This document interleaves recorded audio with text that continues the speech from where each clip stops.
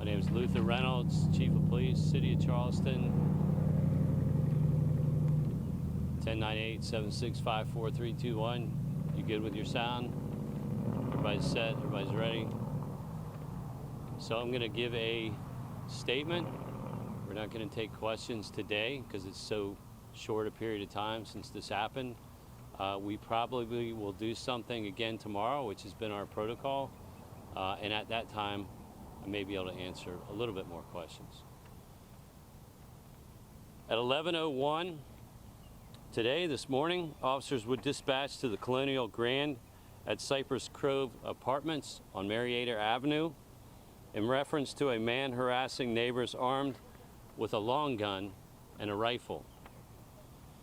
Officers arrived within minutes and located the specific apartment within the complex and contained the situation and established a perimeter, which is our protocol, and to ensure the safety of the complex and all the residents and everybody in the community. What we typically do and what we did in this case is to de-escalate, to stabilize. We bring in additional resources, which includes our negotiations team and a variety of other assets from our Special Operations Division. After the initial assessment, patrol officers requested these resources, which arrived shortly thereafter, and shots were fired, and at some point shots were exchanged with this subject who was firing his rifle. The same subject who was identified by the complainant who called 911 in the first place. This subject was a 25-year-old white male. He was injured from this exchange of gunfire and transported to a local medical facility for treatment. No officers or citizens were injured. As per our normal procedure, SLED is the primary investigator, has responded to the scene and are conducting an independent investigation of this incident.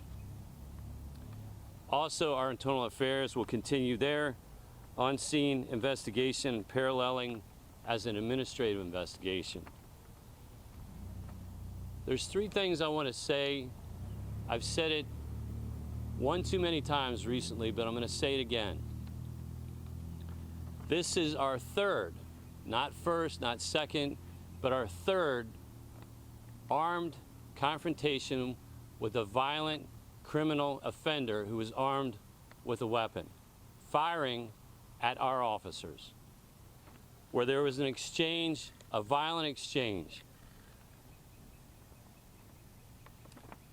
3 incidents, officer-involved shootings in approximately 2 months, just a little over 2 months.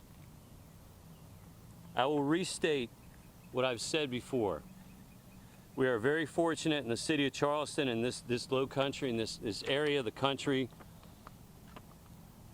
to have officers who care so deeply, that are so courageous to respond where fired shots are occurring in communities like this with armed criminal offenders.